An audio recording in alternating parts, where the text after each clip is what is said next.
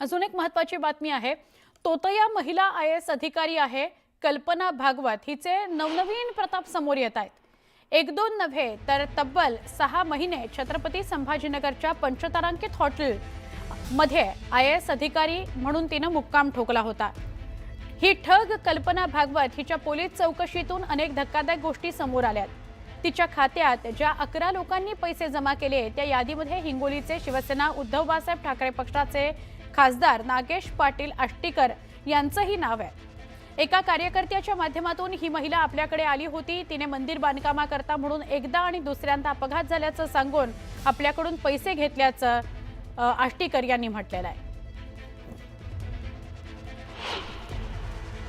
पद्मश्री वगैरे मिळवून द्यायला मी काही एवढी मोठी आसामी नाही आहे की मी पद्मश्री मिळवून देईल।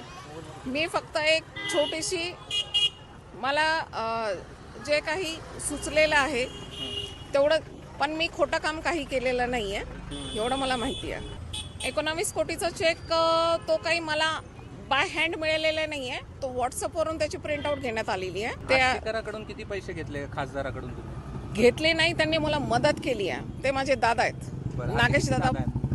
असे किती दादा आहेत तुमचे? आता हा पण माझा भाऊ आहे सुशील रमेश यांनामुळे, तो दत्तात्रय शेटे यांचे जवळचे व्यक्ती आहेत ते। त्यांनीच मला ओळख करून दिली होती।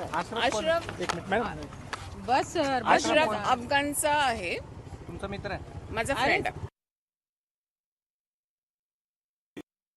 माझी त्यांची भेट झाली होती।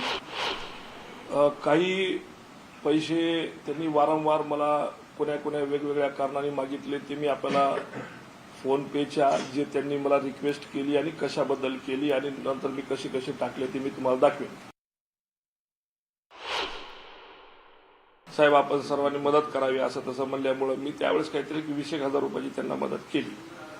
मग त्यानंतर तिथला संबंध आल्यामुळं, ते भेट झाल्यामुळं मग ते एकदा दोनदा मला मी दिल्लीला हो, मला थोडीशी अडचण आहे, मला मदत करता का, मी माझं म्हणजे नोकरीवर लागल्या पेमेंटमधून आपल्याला देईल, असं करता करता एक 2-3 ट्रान्झॅक्शन, एक 10,000 किंवा 10,000 असे 2-3 ट्रान्झॅक्शन झाले।